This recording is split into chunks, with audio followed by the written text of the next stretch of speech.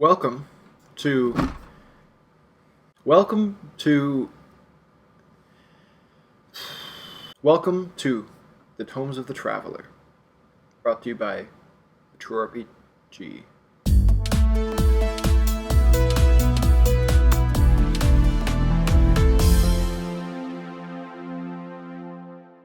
Today on Tomes of the Traveler, we're going to be discussing different class builds and the top builds you can have. We're going to do top 5 builds. I actually made 13 builds when preparing this video because I cannot count. Maybe we'll make future videos about this and we can go through more of the class builds, but these are the best. These are the ones that I've kind of narrowed down to be the best. And I have 5 different classification categories of different levels. So there's fun, which is yellow. And there's survivability, which is green. Then there's versatility, which is purple. And combat prowess is red. And then social prowess is blue. Now, I'll explain briefly what each of those mean. So fun is just how fun it would be to play, how interesting it would be, how much you could do with it in terms of role-playing, all that kind of thing. Survivability is how likely your character is to survive. Things like defense, things like dodging, things like being able to get food if you're out in the wilderness, just that sort of thing. It kind of ties into versatility, but in many ways it also has to do with just how many hits they can take or how much exertion they can resist, that kind of thing. Then there's versatility, which is just how much your character can do, how much ability they have in all different areas rather than just being pigeonholed into one. And then there's combat prowess, which is how much damage they can deal in combat, how quick they can deal with a fight, or how efficiently they can fight some monsters and take them out, and just how much control they have in that sort of situation. And social prowess is just like that, but in social encounters, where it's like how much control do they have in a social encounter, how comfortable are they, and how good are they at getting high reputation with others. So there are some guidelines that I'm going to be following just to keep everything equal for all of these builds. So the first is that each character has 5 skills. The other 5 will be defined in-game or based on their character or that sort of thing, but they start out with 5 chosen skills. This is pretty standard in the True RPG for starting out, but so that's why I chose it. Then each character will have 100 skill points to use for powers, that sort of thing. And then they can choose any armor, shield, or weapon, or weapons. They could have multiple weapons and other items that fit the kind of the class, and I'll allow it, but it's from the Renaissance or medieval style that's in the site. Pretty much that list of weapons, armor, all that, that'll be what they choose from, just to keep it balanced, just to keep it so it's not, I don't just give them a magic item, and yeah, they're not going to be magic items in this. Then we'll be using the standard magic system where you have a school of magic that you choose.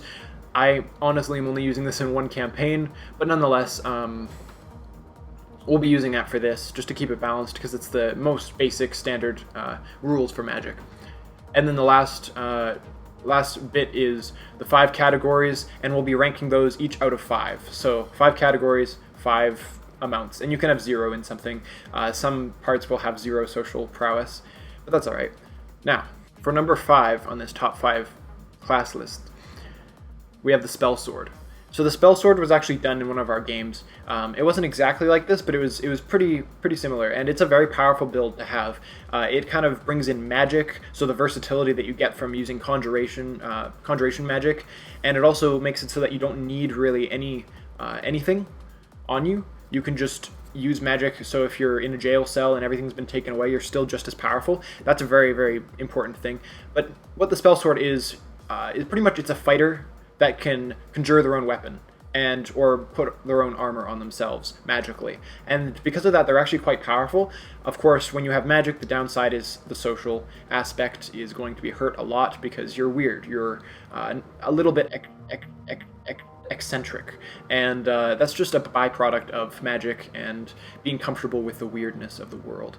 So the Spell Sword, they have 3 slots for fun because you could do a lot with them, but also it's not amazing. It's not anything that's going to blow you out of the water and make it the most fun game you can possibly have or anything like that, because it does still have some limitations to it, and it is more a combat build, which will have its downsides. Then there is, for survivability, there are 4. So those 4 circles mean he can survive pretty well because his magic armor is pretty good, and that also stacks on top of his normal armor, which you can choose, and that's the only equipment that they get. or that they need really, is just any armor. Choose any armor, and they can literally wear any of the armors, any of the 3 tiers of armor. So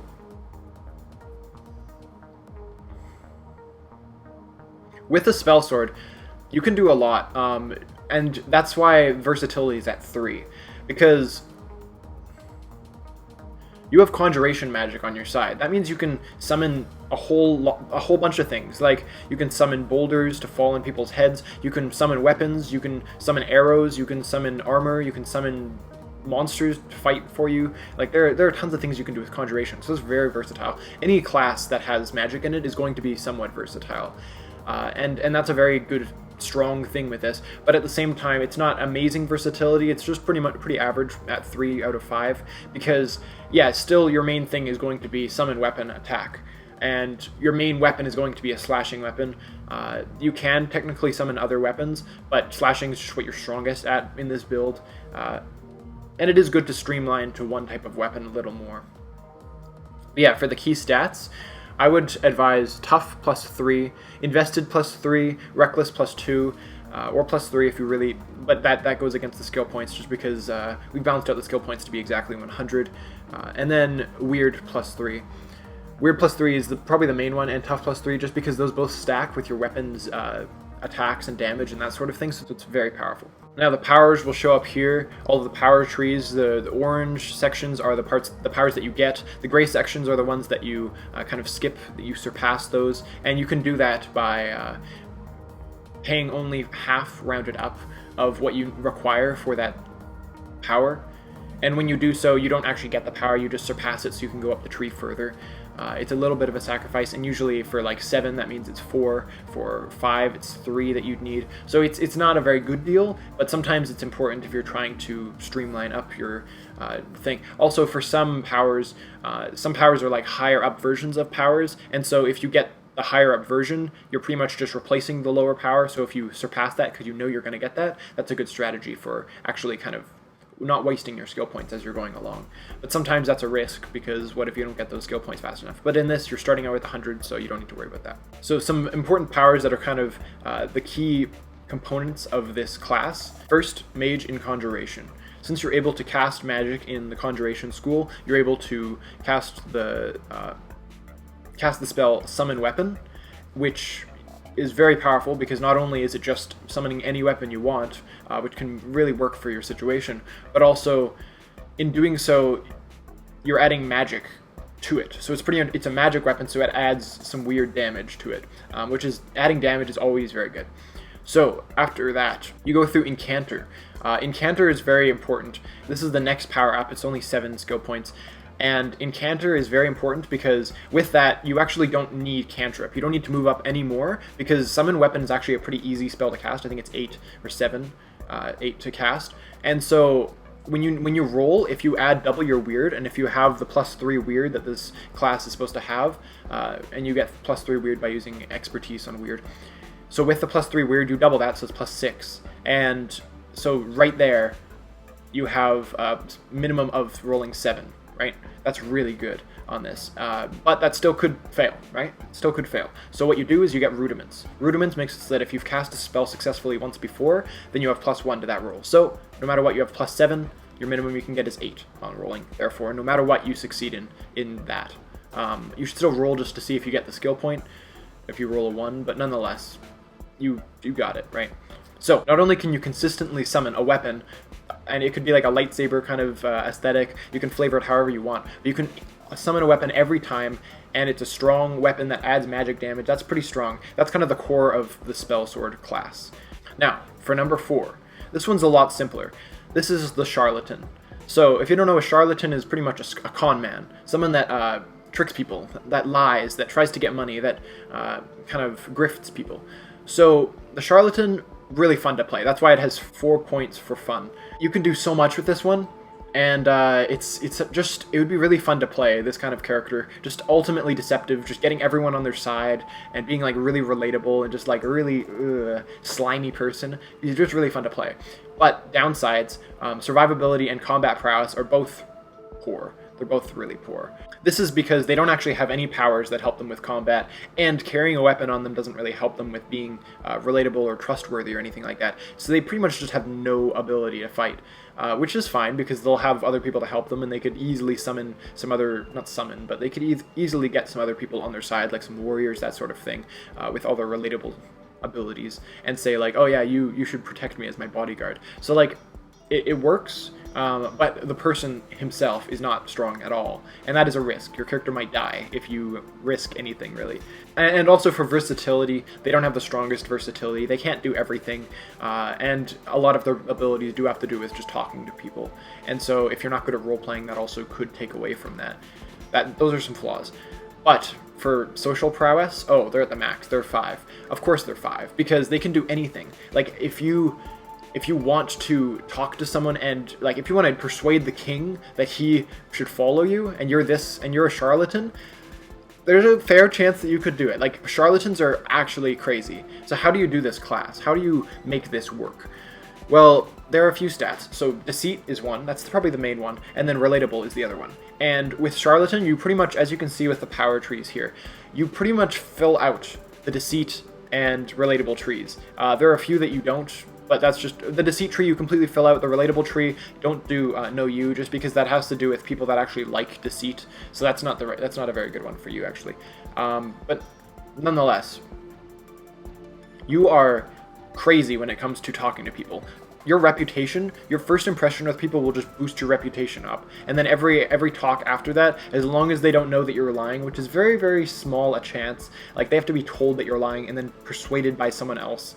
Like, it's very difficult, because as long as you roleplay them, and roleplaying is very big in this, but as long as you roleplay, like, believable lies and you lie to them a lot, you'll be able to actually boost your reputation with them. You can tell, like, ridiculous stories, and they'll still believe you just because you're so persuasive in it.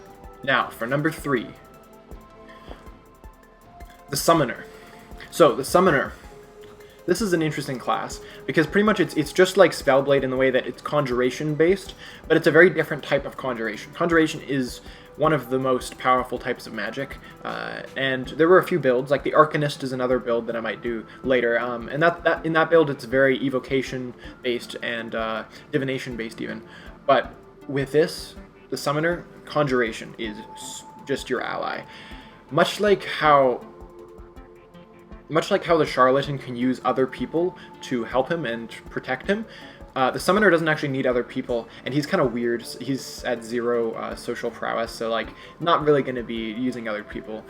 But still, he uses his magic, just like any magic user should, but this is a very specific way where he summons monsters, he summons beasts, he summons elementals, he summons steeds, tons of things like that to fight for him.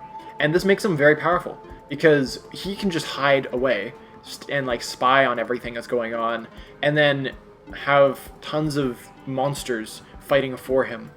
That's really powerful. That's like a crazy thing. And yeah, obviously that could have some social repercussions, because having monsters roaming around the city, yeah, this is going to get some negative reputation right there. But nonetheless, he is powerful when it comes to combat, and he doesn't really even need to do much. He can just kind of chill while everything's going on.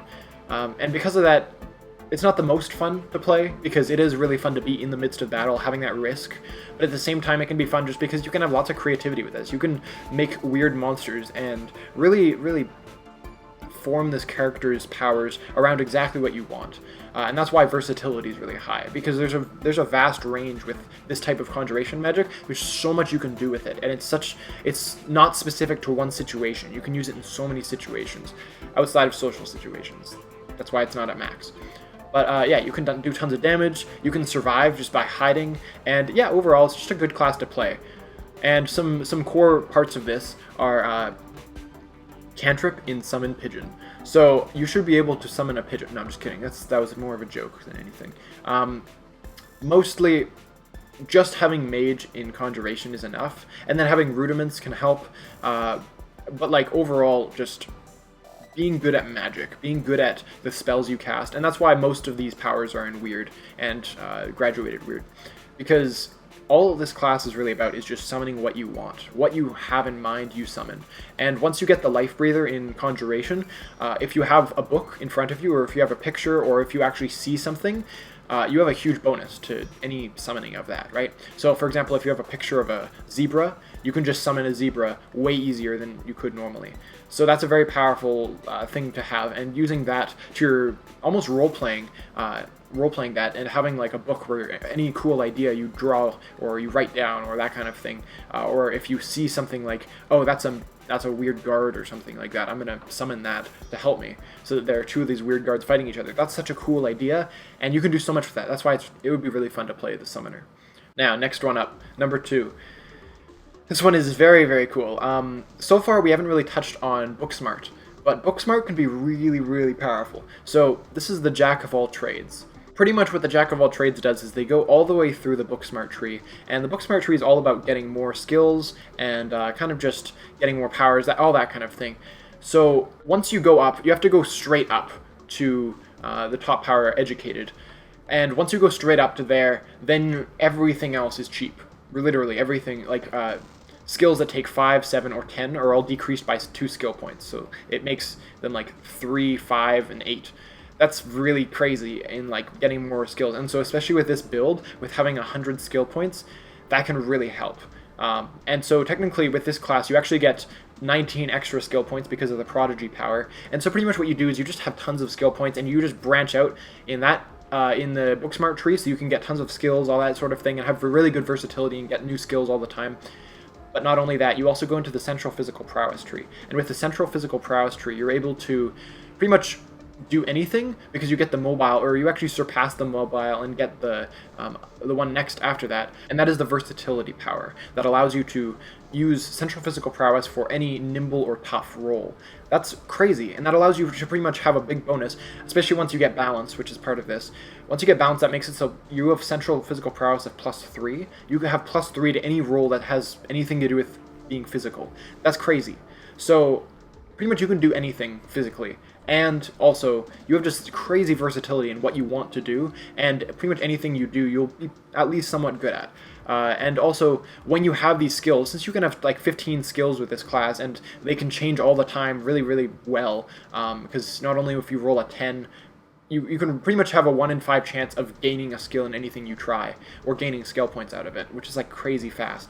With this, there's also the Relatable tree. There's the one power from Relatable, which is Similarities. So if you have the same skill in someone, then with a Similarity power, it allows you to gain reputation with the people that have that same skill. So if you see someone doing something, you can spy on them, and then you can go back, try to learn that skill, which is very fast, and then you go to them and share that you have that skill, and then they're just like, oh, nice, you're awesome, and they automatically like you. That is also a powerful thing, and that is why I think all of these reasons are part of why the Jack of all trades is at 5 fun. You can have so much fun with this class, and there's so much you can do, and it can fit your character perfectly, and there's just so much possibility. And the realm of possibility is one big thing in role-playing, one big aspect that can allow you to do exactly what you want with your character, but also be free to do anything and just have fun. So the Jack of all trades is kind of really important in that. Also, another strong point is versatility. You can do so much, right? So that can really help, and that's why it's at 4. And now, for the final one. I initially called it the Fencer, but I changed it to the Gladiator, because that just fits overall more what this character is. The Gladiator is definitely the most strong class. It is balanced, as you can see, in all of the categories. It has 3, perfectly balanced, as all things should be. And Gladiator is very tough-based, and they're just pretty much made for fighting, but also everything else. Like, they're the perfect balance. And while they might be somewhat fun to play, the versatility is not the most high, so you can't do too much with this character, but they're just powerful. They're just really powerful. And they don't even use magic to be powerful. Like, they are relatable, they can get people on their side, but also they're really good at fighting. Their big thing is parrying. They have the Dueler power, which allows them to have bonuses in parrying, and then they have the Parry Master power, which allows them more bonuses in parrying, and makes it so they don't have exertion when they parry, like, without preparing it or that kind of thing.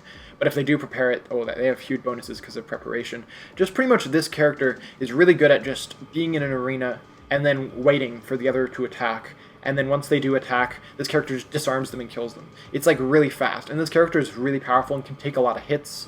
They're just a great character to have. And also they have a shield, so they have a Gladius, which is a one-handed normal weapon, and pretty much what they do is they stab and then they block, and it's the perfect build to keep you alive, but also deal good damage. It's just balanced overall, and you can make a good show. You can do lots of role playing with it, and it's like the fighter class, but a little more specific than just D&D's fighter class. But it's just a solid class to have, and you can't go wrong with Gladiator. Well, now with the video almost done, I would like to say the True RPG is meant to not be a class-based system. And the fact that it's free of classes is a way that I would almost say it's a step up from many other RPGs.